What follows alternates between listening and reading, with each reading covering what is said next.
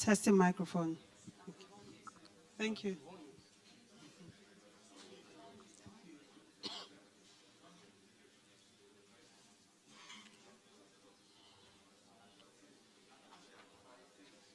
Sorry, who is that?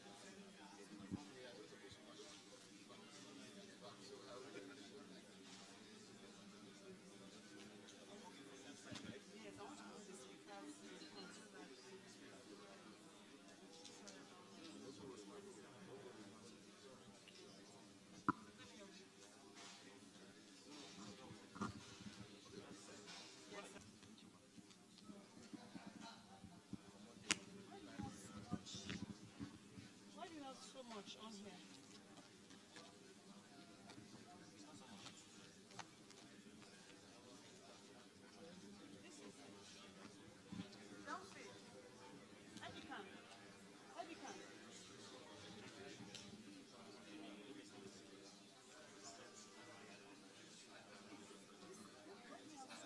On the chairs.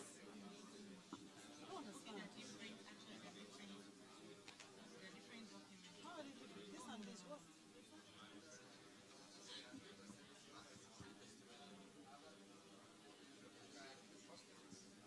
Chairs. I would actually need more drinks. Killers. Killers. Nail it. We shall not go forward. Auntie.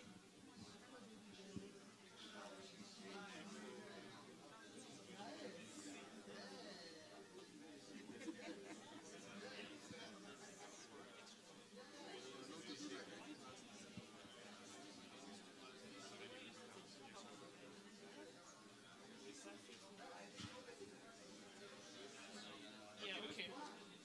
Thank you.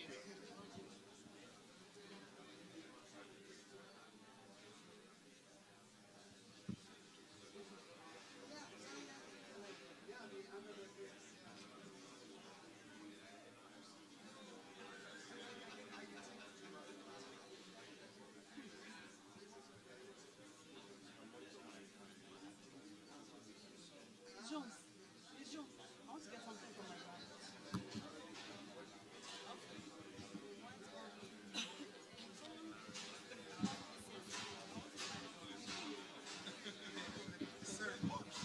Let me see. I'm just making my way out. Okay, sir. Sorry. Sorry, excuse me. Andy, good morning, sir. Morning. How are you?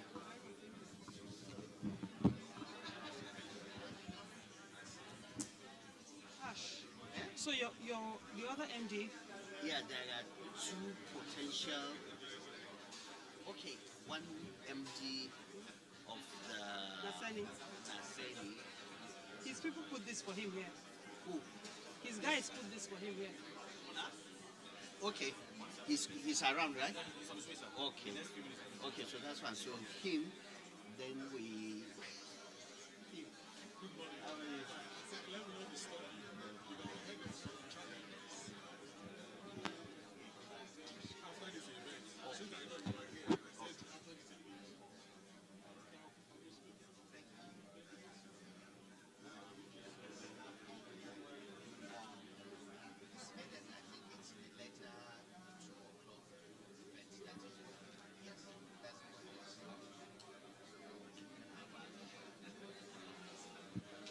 HPM. That guy.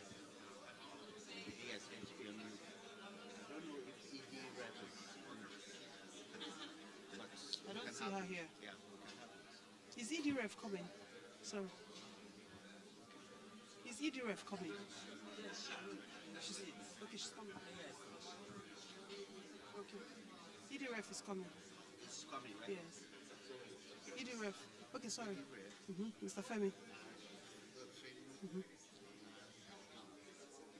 Perfect.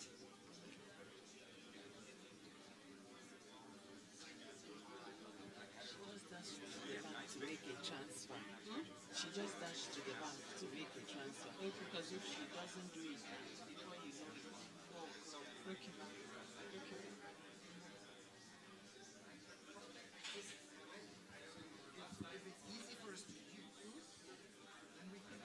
No, anywhere. You can sit anywhere.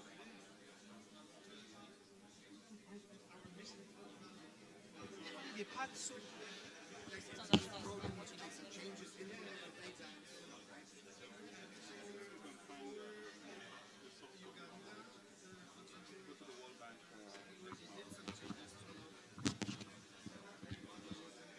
Good. Good morning, ladies and gentlemen. Um, just while we're trying to settle down, from yesterday's session, somebody misplaced, I don't want to say lost, an earpod, a pair of earpods. So if you're the owner of the earpod or if you're missing an earpod, just come with proof of ownership for collection. Thank you. HPM.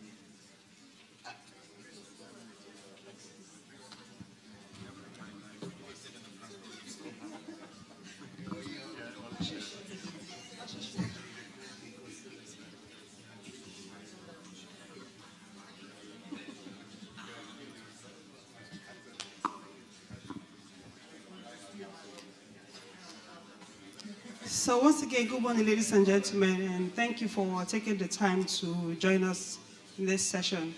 I guess this is the session of all sessions.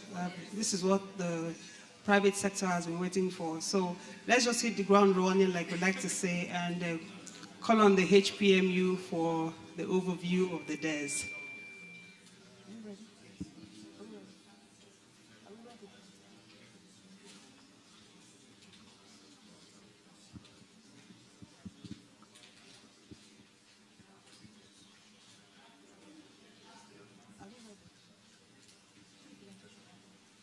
Fantastic.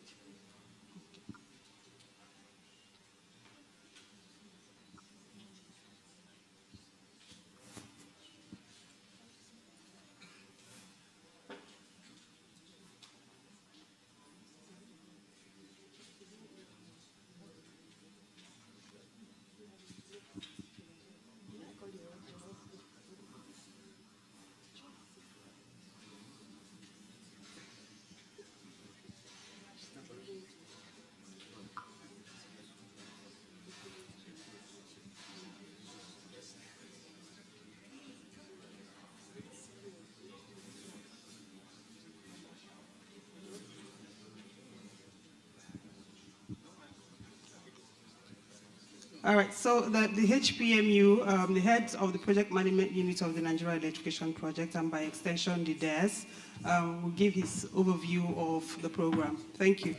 Let's have a round of applause, please. Thank you, guys.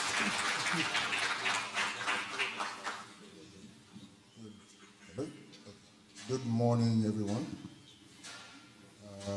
Good to see everyone here today. Before I go into the presentation, I think it's good for us to have a bit of a conversation. And I hope, because I'm getting this new thing, that I have a thing for brainwashing people. So I hope that at the end of this, or I hope I'm able to brainwash everybody in this room to think along the lines that we want to present. But honestly, over the past few days, my assessment has been that in the mini-grid space, it's an ecosystem that has to do from government to the rescues financiers, and the off-takers. From the government side of things, we're not short of policies, we're not short of models. So what I see, and when I'm having conversations even with the team, it's a thing of communication. How much communication are we having with these communities? How are they being sensitized? Communications isn't just about the adverts and all of that. How are we helping these developers to communicate properly to these communities? For the rescues, how are we harnessing the strengths that we've built from the NEP program? How are we assuring that we're selling this product the right way? For the financiers, how are we building products that can help this entire ecosystem have a life of its own without that much focus on the grant? The best of products or services in the world are sold based off of human desire, the need to improve the human condition. And I feel if we look at our businesses from that point of view, what we do is provide power. And what does that power do? It improves that human condition, right? And you are creating, so that no community essentially, right, is off the table. No community is not commercially viable because you have human beings there who are potential markets in themselves. We can create that need for what they can do with power. And that's another angle to productive use. So how deep are we thinking about this market? Grants shouldn't be the priority. I know we're all here, most of us looking to see the grant structure and what amount that grant is going to be. But how do we unlock the stranded capital? The first program has built a lot of market confidence. How do we take that further? How do we look into programs like the Drift that's coming up, that Chinua will speak to later, to ensure that there's more involvement of the commercial banks, of the financiers in this space? And from our signing ceremony yesterday, it just goes to show that the conversation is also changing from what type of project we're doing, whether it's interconnected, whether it's SHS. It's all about what's the capacity of power that you are committing to deploy. Is it 50? Is it 100? Is it 150? And then what's the composition of that 150 within your particular rescue? How are rescues harnessing their strengths? I had a conversation yesterday with a chap who said that, we've cracked the issue of the South-South. Because for those who know about the South-South, you need a particular skill to be able to implement projects in that region. So are we seeing regional rescues that know how to deal and harness on their strengths in these regions? Those are the questions that we really need to ask. And what happens is then that the grant complements at the end of the day. With that being said, I will take you through these few slides. That first part of the conversation was to try to brainwash the entire room. Shift your attention from, right? Shift your attention from the grant. So we'll go into the presentation. Next slide. So this presentation essentially focuses on what has been achieved in the NEP and what the DARES has to offer and the specific areas of focus moving forward. I think we'll go into deeper dives later on this afternoon. Next slide. So, as it affects mini-grids, we've been able to achieve about 153 mini-grids. which relates to about over 290,000 people affected or benefiting from those programs. It's also led to about over 58,000 connections specifically. And I know these numbers are counting because we still have other developers who are developing as we speak, who are connecting as we speak. And we look to see how these numbers continue to improve as we move along. Next slide, please. So what are the main lessons learned from the first program? I think the first, on the far, the first we have the scale of deployment, which I just spoke on. Not looking at it as one community or two communities, rather looking at it from the capacity deployed. Harnessing more of this interconnected mini-grids as well, linking that to the connectivity model. The disbursement in local currency, I think that issue had been put to bed with the fact that we're able to disperse in dollars to mitigate that currency risk. Data sharing and integrity. Over the past few days, we've spoken so much about data. How are we ensuring that verified data, forms the basis of projects that we deploy? What are we using this data for? What are the value adds that we get from the data that we put together? Access to finance. I spoke about finance earlier on, and this point can't be overemphasized. How is the commercial world thinking about various products that they can come up with to help to get this West Coast to utility scale? Productive use of energy is another point.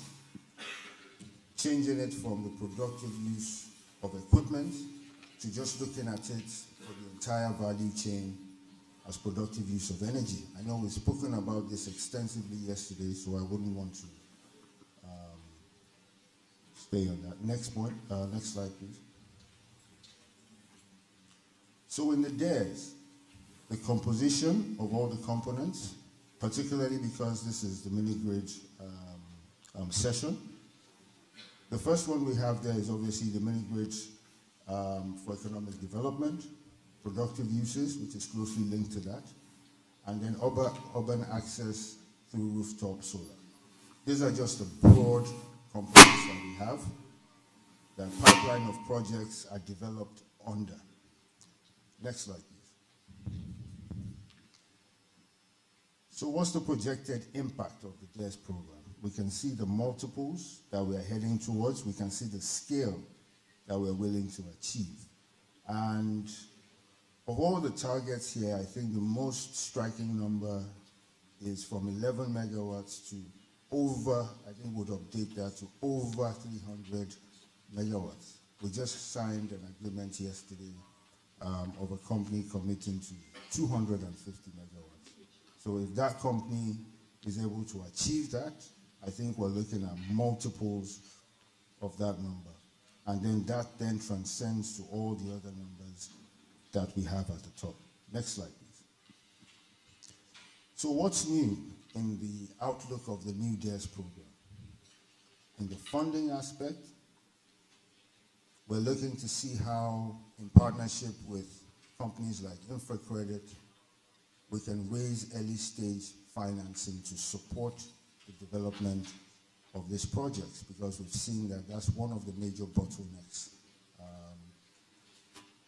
for the companies. There are going to be new ENS safeguards, and this mainly looks to take care of gender mainstreaming, stakeholder engagement, and pollution control. So largely, these are the real differences in the new structure for ENS safeguards. The next, and probably the most interesting, is the grant structure. How we're looking to apply the new grants in the program, how we're looking to vary those grants across different locations, how we're looking to vary those grants to promote productive use of energy, just as we mentioned earlier, how we're looking to apply those grants to ensure that we're able to unlock as much of the stranded commercial capital that there is. The final one is the collaboration with states, and probably most interesting as well. Based on the new Electricity Act that we all know, we're all aware of the unique role that states play in the electricity market today. And they form a critical stakeholder in how we see the DARES program moving forward. Incorporating them into the new electrification plan so that it's a bottom-up approach, and the states also own that plan. We're able to track impact, track progress, and we're able to budget better, in the sense of a one budget scenario. Next slide, please. This gives an overview of all the components, broad components under the DARES. The green stands for those that we want to scale up and improve. The ones in blue stand for new areas under the DARES based on lessons learned. And the red obviously stands for the areas that we tend to want to discontinue. One important part which I would just like to highlight, because I know we're used to all the other components, is the rooftop solar demo with Lagos State. That particular component focuses on a pilot test case for energy as a service. Because in the DARES program, we're trying to bring to the fore the sustainability approach. How can these projects be as sustainable as we need them to be, so that we don't have bad news following us as we feel that we're progressing. So the energy as a service model is one that we'd like to test out and see if we can replicate in other areas, in other public institutions as we go along. I think one of the major aspects also is the interconnected mini-grids. From this interconnected mini-grids, we feel that we can really drive the scale that we are talking about, going from the feeder level, probably local government by local government. And hopefully, if we get to that stage with RESCOs, one RESCO could come up and take a whole state, if that works with their strength. I can see someone looking at me, one of those crazy people looking at me already, that I know will try that. Next slide, please. So we have an overview of our partners, funders, technical partners, development partners, and financiers. We want this slide to grow, as we move along, especially the financing partners, especially, the commercial banks. We were just having a conversation before this session started, and the conversation is around, the footprint of commercial banks in this space. We want to have programs where, in the front rows, we're seeing the MDs of the major banks in the country interested in what's going on, at this kind of programs. And we hope to get there soon. Next slide. So in terms of next steps, as we all know, the NEP is sunsetting, and we hope that's going to be done in July. The symbolic launch would be between June and July, depending on availability of His Excellency the President. And we'll look to see how we operationalize the DARES program and kick off from August and beyond. And we hope that as we continue these deliberations, as we continue to talk, as we continue to speak to developers, we're able to come up with the right pipelines, the right projects, the right models that can help us to get to the scale that we truly desire.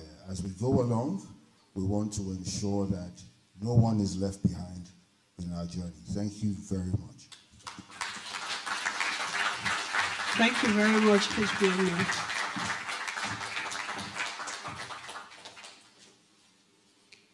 So moving on swiftly, I'd like to call on the component lead for the mini grid, Ms. Hadiza Katagum, to give us a presentation on the DES mini grid component.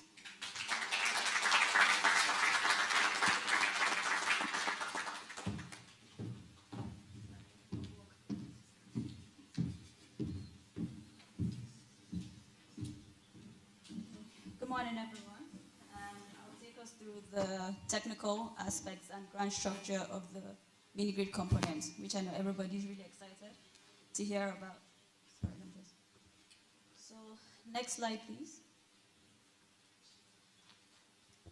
So I'll start with an overview of the mini-grid components as it's going to be implemented under the DES, and then I'll take us through quickly the new safeguard, environmental and social safeguards that will need to be adopted, data sharing agreements, which is a new requirement that will be needed under the program, and interconnected mini-grids. So we're just going to take a bit of a deep dive on interconnected mini-grids, which is a new focus area for DERS, and the grant structure, finally. Next slide, please. So the mini-grid component is going to be implemented under two main categories, so the isolated mini-grid and the interconnected mini-grid. So starting with the targets, under the isolated mini-grids, we're targeting 1,100 mini-grids. And for the interconnected, we're targeting 125 mini-grids. Two funding windows will be retained, as the HPMU mentioned, so the performance-based grant and the minimum subsidy tender for both categories. So with the isolated, we're going to focus more, so starting with the performance-based grants, but provision will be made down the line for the minimum subsidy tender. While for the interconnected mini-grids, the focus area will start with the minimum subsidy tender with the provision down the line for the performance-based grant. For the geographic scope, the isolated will be targeting mostly rural areas and areas not served under the PBG, while for the interconnected is peri-urban to urban areas that will be targeted. Site selection, so the PBG, like the NEP REA, will remain developer-led and REA aggregated for the MST. The subsidy type, so for the isolated, we're retaining the per connection as we're still trying to create access in this particular category, but for the interconnected, it's going to be changed to a percentage of the capex as we're trying to improve reliability in this aspect. For the subsidy determination, as the HPMU mentioned now, previously on the NEP, we had fixed grant amounts for the PBG, but now it will be differentiated under the PBG. As for the MST, it's going to be a reverse auction, the same to determine the subsidy. So for the isolated, as per connection, and for the interconnected, as a percentage of the capex. The proposed milestones we're working with for now is still a work in progress, but it's two main milestones. So we have the first milestone, which like the NEP will be upon commissioning of the mini-grid. And for the second milestone now, we're targeting a new particular KPI, which is the utilization rate of the mini-grids. So this is to ensure, because we're trying to now push and scale up and make sure all our programs remain, projects remain sustainable. So we're putting a year to measure that particular aspect of the milestone. And the project size, so for mini-grids isolated, we're still retaining a megawatt below. But for the interconnected now, we're going to give, people will be allowed to scale up to 5 megawatts or more if they require. Next slide, please. The ANS safeguards. So this is a key requirement under the REA and World Bank. And a new environmental and social safeguard has been adopted, which will need to be enacted under the DERS program. So I'm not going to take us through the list. I'm sure we'll be able to share some of the slides later. But just to show that there are 10 new environmental and social standards for the DES program, which will need to be adopted by every developer going forward. And the next slide is an extension to the ENS category. So currently we have NEP legacy projects that we're trying to ensure we have a smooth transition from the NEP to a good handshake from the NEP to the DES program. So we have two scenarios of projects currently being implemented, and we're depending on the implementation stage. So we have scenario 1, which are projects that have been approved under the REA and have started implementation. So either we started dispersing for under the NEP or they've completed their construction. So we're still working on the actual process and logistics to transfer. What we know for sure is the new ENS safeguards have to be adopted regardless. So what we're doing is for the scenario 1, an audit can be carried out to fill in the gaps of the differences between the NEP and the DARES. Whereas for the scenario 2 are projects that haven't started implementation and they will have to apply newly under the DARES with the new safeguards. Next slide, please. Data sharing management. So this will be a key requirement going forward under the DARES. Is a document that's going to be shared. It's called the Data Sharing Agreement. And this just shows, which is just a document that just emphasizes the importance of sharing data and the roles and responsibilities and the purpose of this data to be shared. And some of the highlights is also ensuring we comply with the National Data Protection Act of the country. Next slide, please. Sorry, I'm going for, there's a lot of slides to go through, and I know everybody's looking forward to the grant structure. Slide. Interconnected mini-grids. Next slide, please. So, under the interconnected mini-grids, as I said, we're going to scale up now to more than a megawatt. And the difference will be now, within anything below a megawatt is usually a tripartite agreement and a permit. But for anything above a megawatt, it has to be a franchising agreement and embedded generation that needs to be adopted. So this will be now allowed under for interconnected mini-grids under the program. Next slide, please. This is the planned steps and responsibilities under the interconnected mini-grids. So I'll just quickly scale us through the whole. So it's just showing the process from the beginning, so signing and enacting the DARES program all the way down to dispersing for the program, for the interconnected mini-grids. So currently we're at the stage of carrying out studies, technical studies carried out by RMI and GIZ, and this will feed into the energy audit and the bid preparation.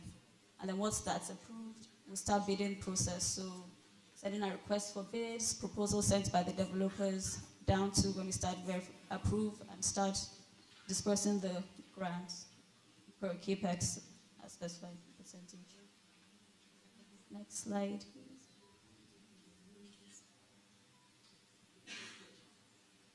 So this is a snapshot of, I know everybody's always worried about disco participation, but we're proud to announce that we've had overwhelming interest from the discos with over 600 sites till date from 10 out of 11 discos, and this is in counting. So currently studies are carried out across these sites, I think.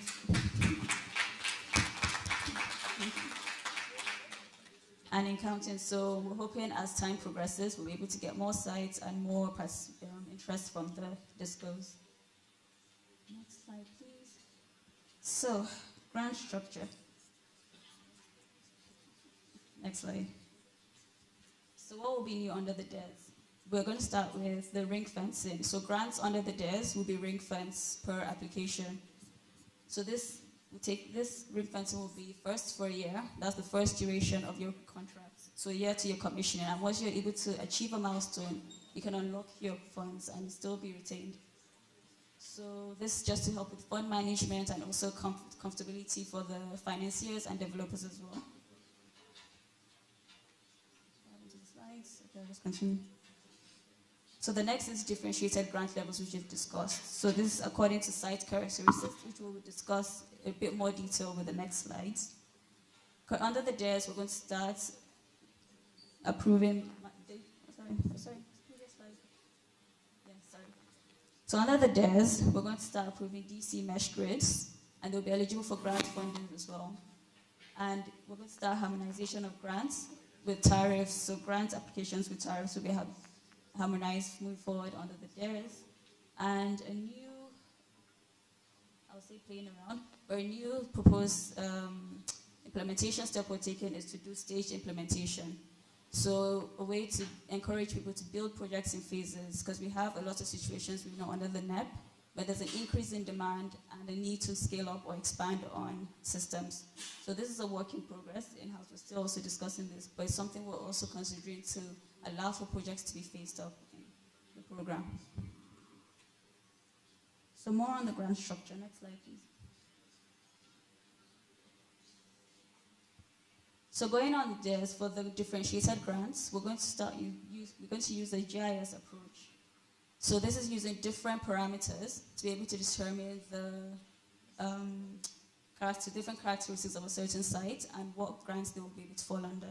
So looking at the number of structures, population density, power, PV power potential, income level, and availability and accessibility of the site, and also existing mini grids within the area. So all this would play into the final grant amounts within that particular site. Next slide, please.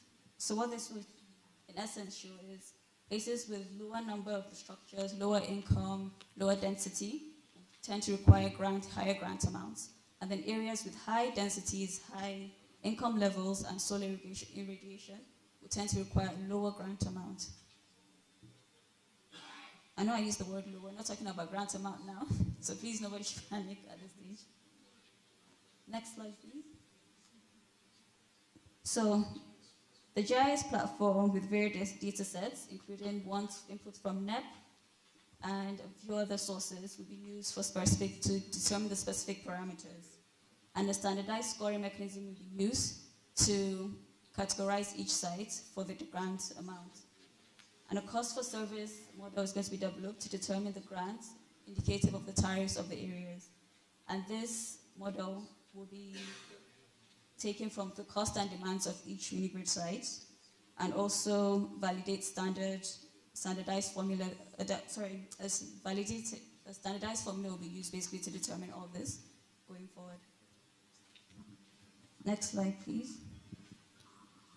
So this just gives a snap or a picture of what we're trying to do going forward with the differentiated. So a complete analysis is done of the country, so of all the parameters we listed. And for each location, there will be a grant amount assigned depending on the scoring or the scoring of the particular site. So developers will be able to access this map to make a decision for the grant and know from what the grant amount may be.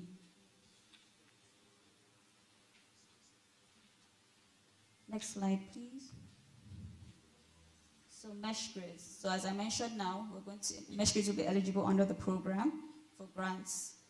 And because of the condition of a mesh grid, it's going to be lower than an AC mini grid, slightly lower. And some sites can be electrified with either the AC mini grids or the DC mesh grids, but with different grant levels for each of those sites. Next slide, please.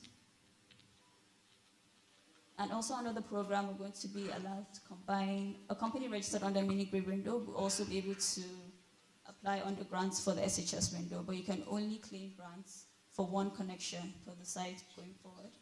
And further details will be provided once we're still in the process of designing and carrying out analysis, but more details will be carried out, will be presented once it's ready to be presented.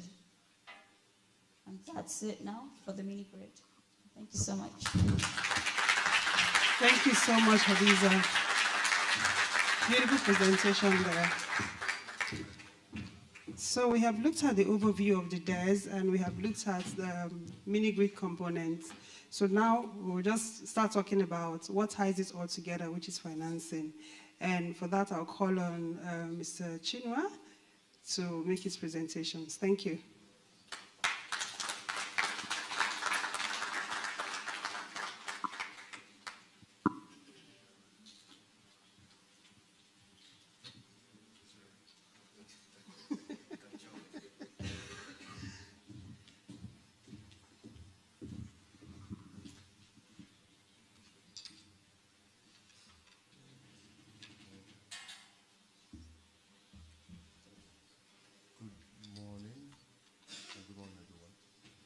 Hear me? Okay. So it's a pleasure to be here, and thank you for the opportunity to address this audience. So I'll be speaking on an initiative that InfraCredit, in collaboration with its partners, especially the World Bank, is exploring to help to unlock more long-term finance in local currency and to help scale up access to finance for the DRE sector. I think, if you remember Femi's, okay, my name is Chinua Azubike, by way of introduction. I'm the Chief Executive Officer of InfoCredit, and I'll talk about which includes how to expand the maturity of the industry. We'll talk about RESCOs. What does RESCO mean? Renewable Energy Service Companies. Before now, we're talking about developers. So there is a transition that is expected in the maturity of the actual operating models in that space. In Mr. Femi's presentation, he talked about, there's a slide that highlighted some key pillars. There's scale of deployment, which was one of the points highlighted there. The other one was productive use and access to finance. Now, I'll take these three pillars. These are key ingredients when we think about scale. They coordinate and need to work together.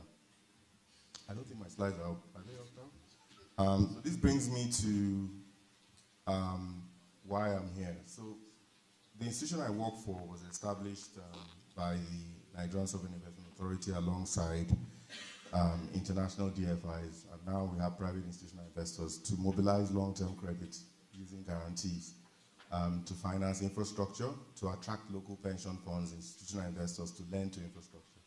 We started looking at the DRE space a few years back at the prompting of REA. So we had an MOU signed with REA, and this journey started way back as 2018 when your former MD, Ms. Ogumbi, had actually asked InfoCredit to look into the sector and see what it could do. We didn't have an answer, but we kept looking intently. And, you know, a couple of years down the line, we signed an MOU and started looking more intently at the developers. We found a few key constraints.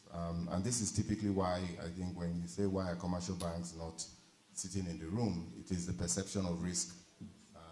And the perception of risk is really around things around, you know, despite the fact that there is potential, we estimate over $23 billion is needed to finance energy access by 2030. But at the same time, we find that there's a constraint in terms of human capital and financial capital to improve the capacity of these developers.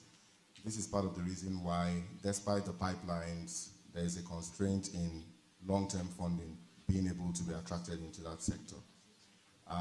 Our sense is, having looked at a couple of these players and spent extensive time doing due diligence and aggregating all of the issues, we identified that there's a facility that can aggregate technical assistance support to address and de-risk these projects over time. We had to do this in collaboration with our partners because we can't solve this market failure alone, and we intend to continue to engage with other market actors as we progress through this thinking.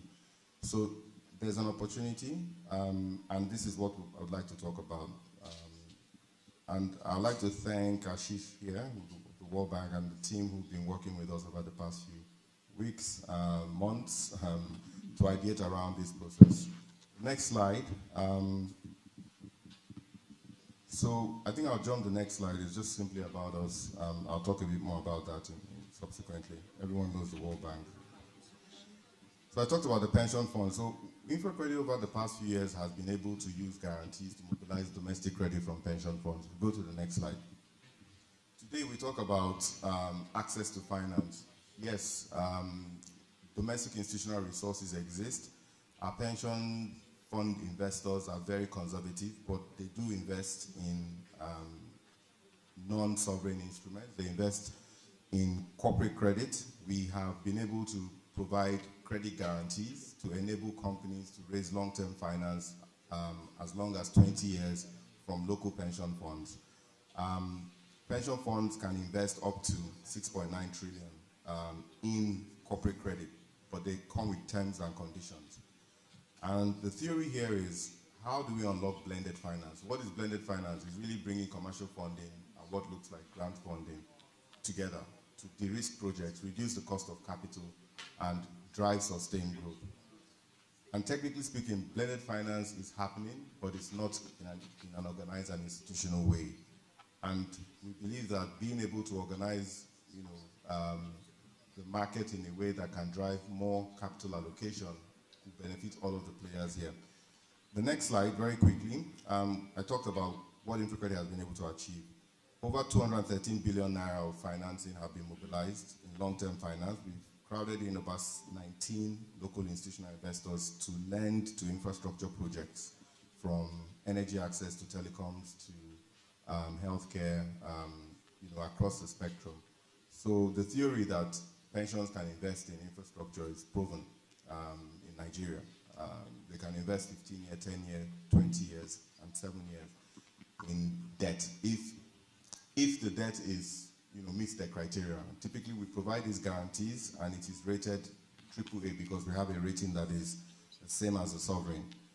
But underlying that is the business model, and the next slide highlights a few things. I just wanted to share with you the projects we've looked at over the past few years. We dedicated a team to look at the DRE space, the distributed renewable energy space, in the next slide.